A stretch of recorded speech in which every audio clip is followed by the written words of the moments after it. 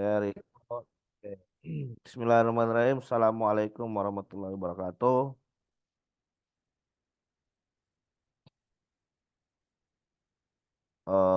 Jadi alhamdulillah kita sudah Malam. ada di pertemuan akhir di hari ini. Eh, jadi di pertemuan akhir ini kita akan membahas topik terkait dengan stegano ya.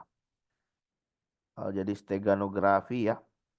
Jadi kan ada kriptografi, ada steganografi ya. Jadi itu adalah hal yang berbeda gitu. Namun kedua hal tadi itu akan sering kita temuin di dalam aktivitas cyber security.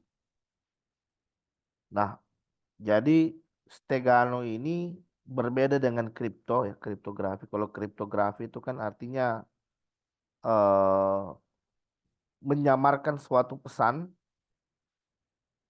ya dengan melalui proses enkripsi ya. Jadi eh, suatu pesan itu dienkripsi sehingga isi pesan tadi selanjutnya nanti akan sulit untuk dilihat oleh orang lain ya, kecuali orang yang dituju daripada pesan tersebut gitu ya. Nah, saya mungkin sambil share screen ya. Saya mungkin sambil share screen. ah, Kriptografi. Jadi kriptografi ini sering kita temui di mana? Kriptografi ini sering kita temui saat kita ngirim data gitu ya. Jadi supaya data kita tidak bisa disadap, maka data kita itu harus dienkripsi terlebih dahulu. Ah, Sehingga data yang kita kirim ke internet itu sudah bukan dalam bentuk plain text ya, sudah bukan dalam bentuk aslinya, tapi dalam bentuk yang sudah disamarkan. Sehingga ketika ada hacker yang mencoba untuk menangkap informasi yang kita kirim atau menyadap informasi yang kita transmisikan, maka dia tidak akan bisa mengetahui apa isi daripada pesan tadi gitu, karena sudah diacak, sudah di random gitu. Nah, jadi ini contoh ilustrasi dari kriptografi ya. Nah, jadi ilustrasinya seperti ini ya. Misalkan saya ingin mengirim pesan ya. Nah, saya ingin mengirim pesan ke misalkan ke Pak Darmawan misalkan. Nah, jadi pesan yang saya kirim ini bukan dalam bentuk plain text, tapi pesan yang saya kirim itu adalah dalam bentuk ciphertext. Jadi ciphertext ini eh, plain text yang sudah dirandomisasi. Jadi dia sudah diacak random. Sudah diacak random melalui mekanisme yang kita sebut dengan enkripsi. Nah, jadi untuk melakukan enkripsi kita harus punya public key, kunci publik. Jadi kunci publik ini kita gunakan untuk mengenkripsi pesan sehingga pesan itu nanti akan menjadi bentuk ciphertext. Nah, ini yang kita kirim ke internet. Jadi data yang kita transmisikan ke internet itu bukan dalam bentuk plain text, tapi dalam bentuk ciphertext ya. Ah, Tapi kalau Anda pakai protokol yang tidak secure, misalkan HTTP, berarti Anda kirim dalam bentuk plain text karena tidak melalui mekanisme kriptografi ini. Tapi kalau Anda kirim pakai HTTPS, data yang Anda kirim pasti dalam bentuk ciphertext karena sudah melalui mekanisme kriptografi ya, enkripsi dekripsi gitu ya. Nah, jadi ini misalkan kalau disadap, misalkan ada hacker yang mencoba menyadap informasi ini, dia nggak akan bisa lihat itu isi ciphertext. Dia akan bingung untuk cara membacanya. Nah, jadi ciphertext ini hanya bisa dibuka sama siapa? Hanya bisa dibuka sama si penerima. Jadi penerima itu dia punya kunci private untuk bisa mendekrypt atau mengembalikan bentuk asal dari ciphertext tadi. Sehingga kita dapatnya kembali ke dalam bentuk plain text. Gitu. Nah, ini. Ah. Saya coba demo, saya buka VM dulu. Jadi saya coba perlihatkan ilustrasi dari eh, enkripsi dan dekripsi ini ya. Cuma kriptografi juga ini kadang dipakai sama hacker, kadang dipakai. Jadi enkripsi dekripsi itu bukan hanya untuk mengamankan informasi saat kita kirim ke dalam suatu jaringan. Nah, jadi malware, ransom itu menerapkan kriptografi juga. Jadi dia menerapkan kriptografi juga dia, ransom. Jadi data-data kita dari bentuk plain text dirubah sama ciphertext sama dia. Pakai kunci encrypt. Ketika data kita sudah jadi ciphertext, berarti kan kita butuh untuk mengembalikan ke bentuk asalnya kan. Ini kan nggak bisa dibuka nih, nggak bisa dibaca nih isinya. Kalau mau dibaca kita harus punya dekriptornya. Nah ini yang kita beli sama hacker. Jadi kita beli sama hacker supaya kita bisa dapat kunci private supaya bisa membuka file kita yang sudah terenkripsi tadi. Gitu. Jadi macam-macam penerapannya tuh. Jadi macam-macam penerapan daripada kriptografi nih ya. Ada untuk protokol HTTPS, ada untuk ngembangin malware dan lain sebagainya gitu. Ada juga untuk melakukan proteksi kepada data, untuk di database dan lain sebagainya. Jadi, nah, jadi kalau kita lihat contoh ilustrasinya, nah jadi dia nanti seperti ini. Ini algoritma untuk melakukan pengacakan dari suatu bentuk plain text. Anggaplah ini data asalnya, ini bentuk plain textnya. Nah, ketika dia sudah diacak, maka dia di sini sudah jadi ciphertext. Jadi data asal itu kita sebut dengan plain text dan data yang sudah diacak itu kita sebut dengan ciphertext. Nah, ini bisa dilihat. Jadi ada pasangan alfabet yang dipetakan. Misalkan R. R ini kalau dipetakan ke dalam bentuk acaknya berarti X. Berarti X di sini R jadi X. U ini kalau dalam bentuk acaknya U itu A, berarti jadi A. M ini A. Jadi ketika data kita sudah terenkrip, dia sudah bukan bentuk rumah lagi, tapi dalam bentuk kode seperti ini, XASGN gitu. Jadi seorang kriptoanalis di sini, dia tugasnya adalah untuk mengembalikan. Jadi keahliannya itu adalah bagaimana dari data acak ini kita bisa dapatkan data aslinya gitu. Jadi nanti ada mainnya di sini nanti di formula-formula matematika ya dan lain sebagainya gitu. Nah, itu contoh ilustrasi dari kriptografi. Nah, bedanya kalau Stegano, Stegano ini termasuk juga di dalam security ya. Tapi Stegano ini fokus kepada bagaimana menyembunyikan pesan di dalam suatu gambar atau bagaimana kita menyembunyikan pesan di dalam audio atau di dalam video. Jadi ada pesan rahasia yang kita sisipkan ke dalam gambar gitu ya. Jadi kalau kita lihat sepintasnya gambar gitu.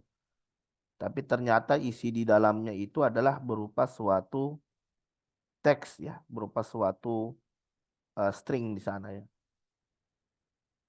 Jadi ini contohnya, jadi ini ada gambar Mona Lisa, tapi di dalam gambar Mona Lisa itu ternyata ada hidden message, ada pesan rahasia yang disembunyikan di dalam bit-bit yang ada di dalam gambar ya. Jadi ada address tertentu di dalam gambar ini yang memuat informasi rahasia gitu.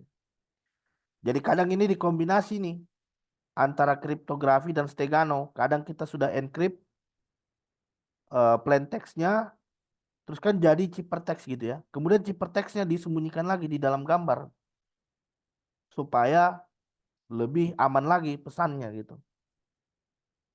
Nah, ini kadang dipakai oleh hacker. Kadang dipakai hacker untuk apa? Dipakai hacker untuk menanamkan malware ya, menanamkan backdoor di dalam gambar ini gitu, supaya tidak dicurigai. Jadi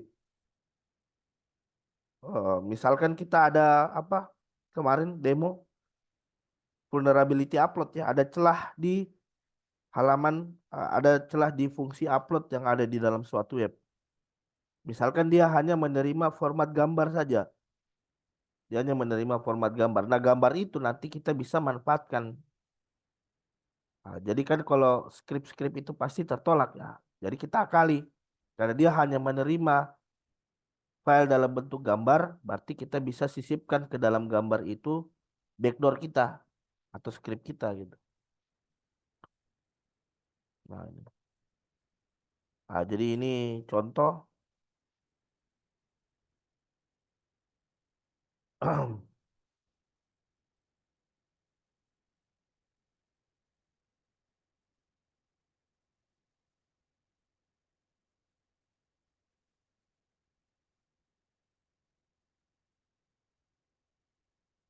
Nah, dia loading dulu.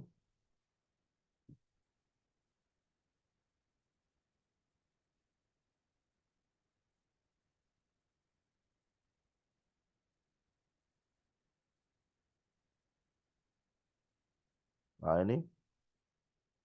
ini contoh kriptografi nih. Jadi saya punya, oh sorry, ini terbuka. Nah, jadi saya punya file download, terus saya masuk ke direktori, eh untuk saya coba cari direktorinya. Jadi direktorinya itu adalah eh, namanya oprekan ya, oprekan. Ini oprekan stego. Kemarin, bentar, saya coba cari dulu.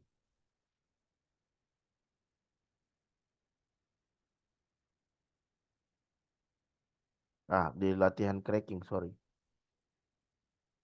Nah, jadi di sini saya mundur dulu satu direktori CD latihan cracking. Nah, ini. Ah,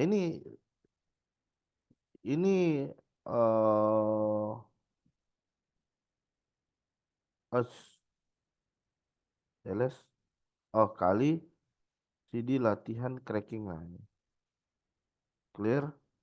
Jadi ini contoh penerapan kriptografi. Tapi penerapan kriptografinya kita gunakan untuk ransomware. Bisa. Jadi misalkan gini. Jadi saya hapus dulu ini. Nah, ini.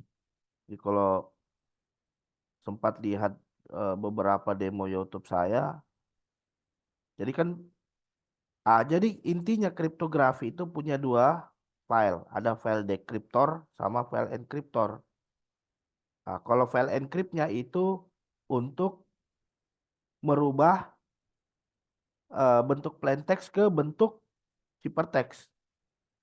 Sedangkan dekriptornya ini untuk mengembalikan bentuk ciphertext tadi agar dia kembali lagi ke bentuk plain text. Gitu. Ah, jadi ketika kita mengirim data, jadi misalkan dari komputer saya, jadi saya sepakat dulu nih, sepakat dulu sama orang yang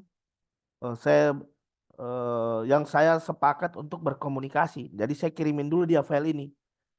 Kamu pegang file ini ya, file dekriptor ini. Oke, saya pegang file encrypt. Nah, jadi ketika saya kirim pesan, maka pesan saya encrypt dulu. Ketika data itu saya kirim, nanti sama si penerima, nanti dia buka pakai kunci decrypt yang saya berikan tadi. Gitu dia sistem kerjanya. Jadi kalau pakai, jadi untuk satu orang, agar dia bisa mengirim dan penerima, berarti minimal dia harus punya kedua ini, fungsi encrypt dan fungsi decrypt. Jadi saya lakukan seperti ini. Misalkan saya buat file dulu ya. Namanya test file ya. Kemudian saya isi echo ya, ini adalah file original. Ini adalah file original. Ah, Terus saya masukkan ke dalam test file.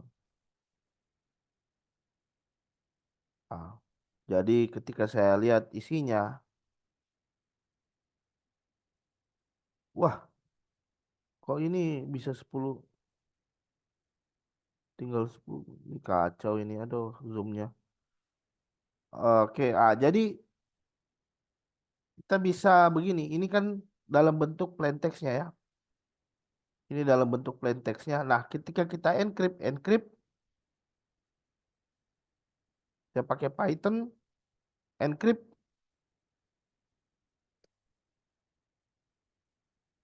Ketika saya encrypt, coba kita lihat file test file ini sekarang sudah di encrypt. Ketika saya lihat isinya, ini sekarang sudah begini bentuknya. Bentuknya sudah acak random, sudah sudah di random. Kenapa? Sudah di random karena ada encrypt ini. Jadi ini nggak bisa kita lihat ini. Mau diedit sekalipun tidak akan bisa. Nah, mau diedit sekalipun isinya sudah berubah. Jadi ini nggak bisa nih, nggak bisa dibuka kecuali kita punya decryptnya. Kita harus punya kunci decryptnya. Ah, jadi sekarang kita punya 3 file, 4 file. Jadi kan kita cuma 2. Sekarang kita punya 4. Ini file yang sudah jadi ciphertext sekarang. Kemudian ini ada encryption key-nya. Jadi ini yang kadang diperjualbelikan sama hacker. Jadi Anda kalau mau buka kembali filenya, Anda harus beli ini, encryption key-nya ini. Beli 2 ini, encryption key sama decryption key-nya. Jadi ini sampai lebaran monyet pun ini tidak akan bisa dikembalikan, ini tidak akan bisa. Jadi bayangkan itu, misalkan kalau ada ransom, terus dia menginfeksi, ini kan dia menginfeksinya cuma di direktori ini. Kalau saya definisikan ke sini, ke direktori kali, kena semua. Di bawah direktori kali, kena semua. Tidak akan bisa dibuka. Kecuali, kecuali kita buka pakai ini, dekriptornya. Dekriptornya pun tidak bisa. Dekriptornya harus pakai encryption key-nya. Ah, ini sampai lebaran monyet tidak akan bisa nih. Kecuali dia harus beli ini. Jadi baru kita decrypt Python 3, decrypt kemana? Ke test file. Baru ini sudah berhasil di decrypt. Ketika saya nano, ini kembalilah dia ke bentuk asalnya. Jadi ini yang digunakan. Jadi di jaringan itu jadi SSL ya, HTTPS, SSL. Dia pakai teknologi kriptografi. Tapi kriptografi tidak hanya sampai sebatas itu. Kadang bisa kita manfaatkan juga untuk melakukan hal-hal jahat. Misalkan untuk mengembangkan malware, ransom gitu ya. Jadi ada sekarang ransom yang ganas. Jadi setiap komputer yang diinfeksi itu punya encryption key yang berbeda-beda. Jadi kadang dia bisa ambil sampai ke ID hardware-nya. Jadi misalkan kalau filenya sudah terencrypt, terus dipindahkan ke komputer lain, sekalipun di decrypt pakai pakai kuncinya tidak akan bisa. Karena dia di decryptnya harus di dalam komputer yang sama, di mana dia terencrypt, di situ juga harus di decrypt. Karena kunci encryptnya mengacu pada ID hardware atau ID operating systemnya. Ini. Nah, ini penerapan kripto. Ini penerapan kriptografi. Nah, kalau yang Stegano beda beda lagi. Oprekan Stego. Oprekan Stego. Jadi saya mau eksperimen di sini. oprekan stego. Nah, ini yang kita loh. Oh, download. Download CD oprekan stego. Ah, jadi bedanya kalau stego objeknya itu harus berupa gambar. Nah, misalkan CD eksperimen stego. Ah, ini kalau mati sendiri ini ya. Nanti kita join lagi nih. Ini enggak tahu kok selalu ini ya. Zoomnya expire kayaknya ini. Cuma 30 menit. Aneh. Ah, jadi misal ini kan ada beberapa file ya. Misalkan rmtest1, JPG. Ini saya hapus dulu. Sama saya hapus juga ini. Ah, ini. Ah, jadi kan kita punya ada 3 file ini ya. Ada 4. Ada banyak file ini. Nah, jadi saya buat file seperti ini. Jadi saya mau menyembunyikan gambar. Jadi saya mau menyembunyikan informasi di dalam gambar ini. Misalkan saya mau masukkan informasi di dalam tes JPG atau di tes PNG. Ah, jadi kita buat dulu filenya. Kita kita buat dulu touch file rahasia. Nah, terus kita coba isi. Ini adalah file, ini adalah isi file rahasia.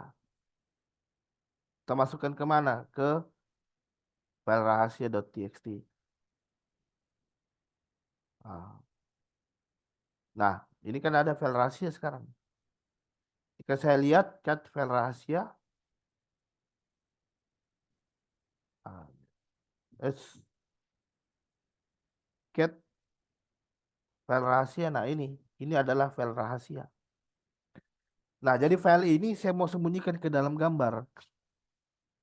Ah, berarti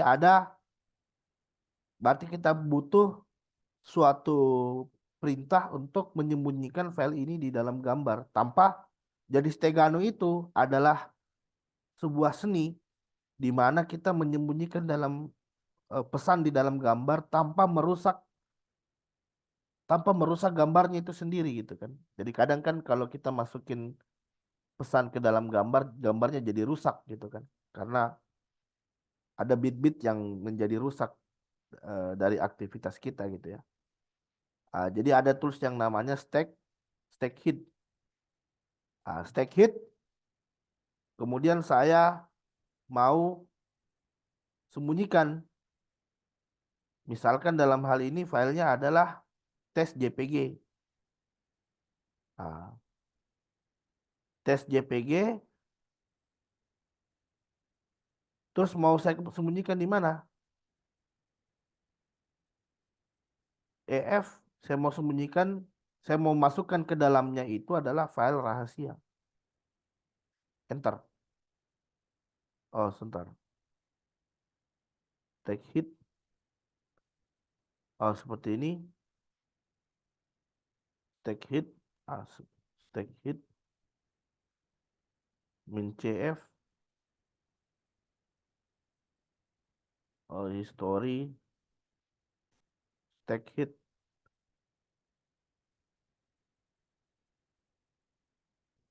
Saya coba cari perintahnya. Stack hit embed. Sorry, saya kelupaan ini. Jadi udah benar ini. Tapi kita embed. Ada perintah embednya. Jadi file rahasia ini mau saya embed kemana? Mau saya embed ke tes JPG. Sini. Ketika saya enter, set. Masukkan password. Jadi untuk membuka filenya dibutuhkan password. Misalkan password yang mau saya masukkan di situ adalah 12345 misalnya. 12345. Ah, sekarang ketika saya ls, ah, sekarang di dalam file tes JPG ini sekarang ada gambar. Di dalam tes JPG ini sekarang ada gambar di dalam. Jadi ini saya remove sekarang. Jadi file rahasianya sudah bisa saya hapus. File rahasianya bisa dihapus karena file rahasia tadi itu sudah masuk ke dalam bodinya si tes JPG ini. Ah, jadi kalau paham sistem kerjanya, pesan itu nanti akan disembunyikan di bagian bit-bit yang ada di dalam gambar. Nah, ini kalau kita coba lihat, dia tetap dikenali sebagai gambar. Ya, jadi ini jadi pengecoh sekarang ini. Ini jadi pengecoh. Sistem jadi percaya bahwa itu adalah gambar. Ternyata di dalamnya ada pesan rahasia, ada backdoor, ada malware. Ah. Terus kalau kita coba